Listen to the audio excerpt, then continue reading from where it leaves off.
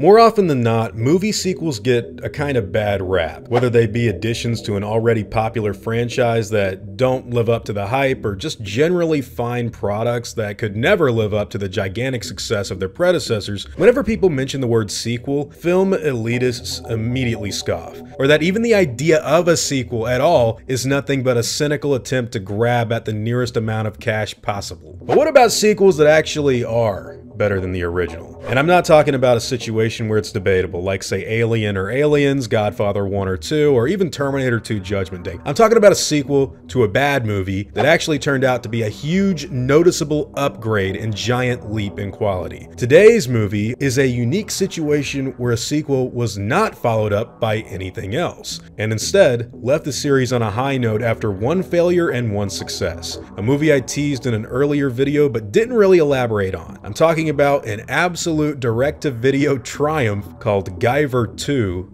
Dark Hero.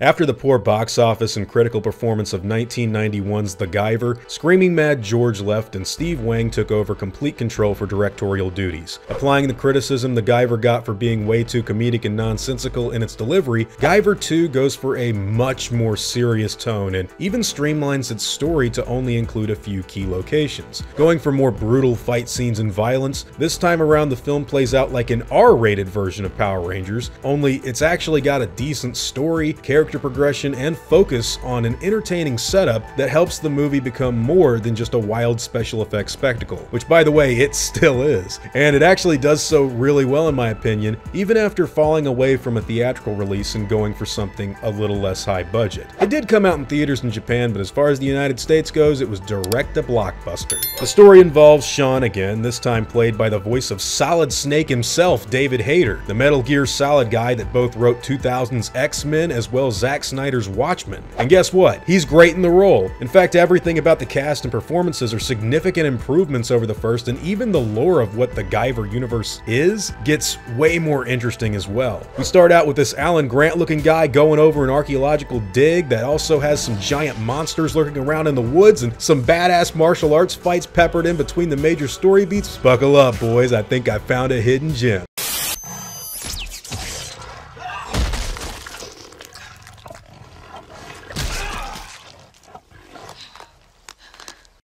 This is genuinely a great improvement over the first, and no, while it still isn't exactly an Oscar winner, who the hell cares? It's an R-rated Power Rangers movie with a beginning, middle, and end that actually feels like a proper film. The special effects are great, the monsters are cool, and the plot is the absolute best a 1994 direct-to-video follow-up can muster. Guyver 2 is a movie that I think deserves a huge amount of recognition for its accomplishments, and I'm not the only one who thinks so, because apparently this movie has a cult following and is deemed to be something of a redemptive chapter in the movie universe. Steve Wang and David Hayter get asked whether or not Guyver 3 is in the works a lot from what I can tell, and while that's probably never gonna happen, just the fact that fans continue to ask is a really good sign.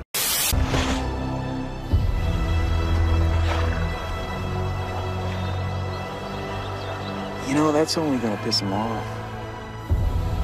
Now look, I don't want you guys to get anything twisted and come out of this movie thinking that I'm trying to say that this film is better than some of the greatest movies ever made or anything. I mean, no, I'm not. But honestly, if you put Guyver 2 up against the first film, you can get a remarkably good idea of how a filmmaker can take the critiques given to him in a previous entry and improve upon his movie with an objectively superior sequel. And for that reason alone, I think people should definitely watch the film. I can't believe how much fun I had watching it. The whole last act of the movie was built up perfectly, and while it is just a silly martial arts extravaganza with practical effect monsters, I was entertained throughout the whole thing. There's even a moment where the lead bad guy announces that he may need to get someone with more experience to take on the Guyver, which I thought was Jimmy Walker, Dynamite guy from the last film who actually survived the movie's events. And even while I didn't really think that movie was great, I was legit getting excited to see that monster return in some sort of super fun cameo at the end. It didn't happen, and it's not really important either way, but if a simple monster movie built around kung fu fights and ridiculous action I greatly criticized could do that in the sequel, to me, a guy that, again, I didn't really love that first movie, that kind of says a lot about what this movie's effectiveness is. The year was 1994, the stuff that was popular at the time, from live-action Ninja Turtle ideas, alien creatures, paleontological aesthetics, and even early CGI show up in some way or another. And honestly, guys, if you want to have a good time watching a monster movie about wild creatures doing martial arts against an alien warrior, what the hell are you waiting for? This is a 100% improved product, and just the education and how you can make a better movie than your last one alone makes for a pretty entertaining time. Guyver 2 Dark Hero is also way easier to track down than the first one for some reason, so there's really no excuse not to see this 3 out of 5-star direct-to-video B movie. Yeah, it's not Terminator 2, it's not The Lost World, it's not even, I don't know, Highlander the series, but damn it, it was really freaking fun. Anyways, guys, those are all just my own thoughts on the subject matter. What do you think about Guyver 2? Have you even seen it? What are your thoughts, and how much of an improvement do you think it was over that first movie? Personally, I don't see how any sane person can come out of the sequel and not think that this is a way better film, but hey, whatever your own thoughts and opinions happen to be, I'd love to hear them in the comments down below.